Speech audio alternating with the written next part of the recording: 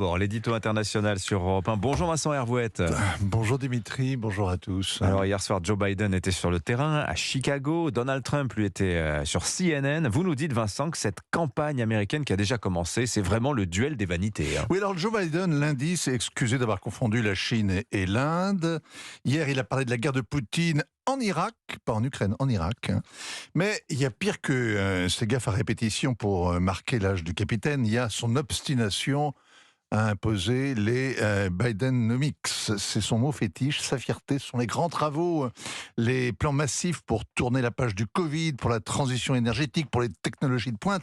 La Maison-Blanche répète, Roosevelt a eu le New Deal, Biden a les Bidenomics. En réalité, on pense aux Reaganomics, évidemment, le traitement de choc libéral des années 80, et Biden fait le contraire, 40 ans après, mais il veut la même gloire que Reagan. Et auprès des électeurs, les Bidenomics font un bid total.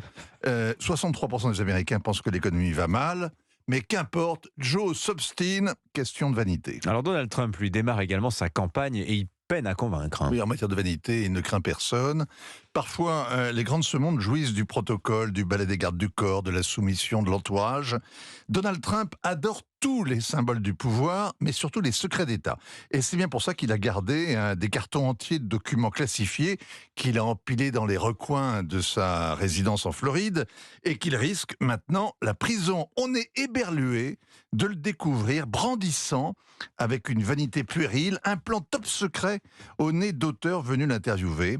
La vidéo a été tournée il y a 2 ans, elle vient d'être diffusée sur CNN. On voit l'ancien président fouiller dans ses papiers, sortir le document, se vantant qu'il est hautement confidentiel, qu'il aurait pu le déclassifier, mais qu'il ne l'a pas fait quand il n'en a plus le pouvoir maintenant qu'il n'est plus en fonction, et que le document doit rester secret. C'est le plan d'une attaque contre l'Iran, préparé par le Pentagone. Trump veut prouver la duplicité de son ancien chef d'état-major, Mark Milley, qui l'a accusé d'avoir été va-t-en-guerre, mais qui lui présentait donc un plan détaillé pour vitrifier l'Iran. Et en montrant ce qui doit rester secret, évidemment, le Donald démontre sa vanité. C'est Tartarin de Washington.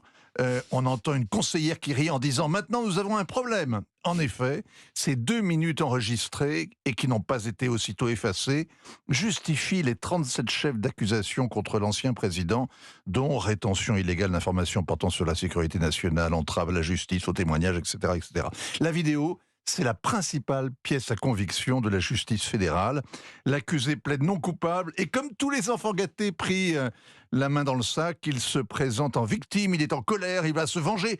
Autrefois, il voulait nettoyer le marécage putride de Washington et désormais, il jure de démanteler l'État profond.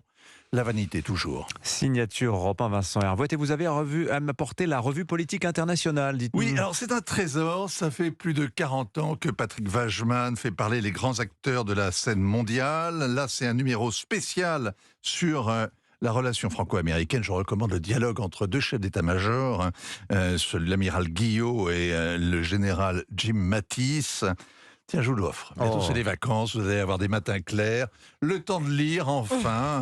Et je vois bien que Nicolas Caro vous fait saliver tous les jours avec ses romans, mais ne les offre jamais. Voilà. Alors, je vous laisse politique internationale.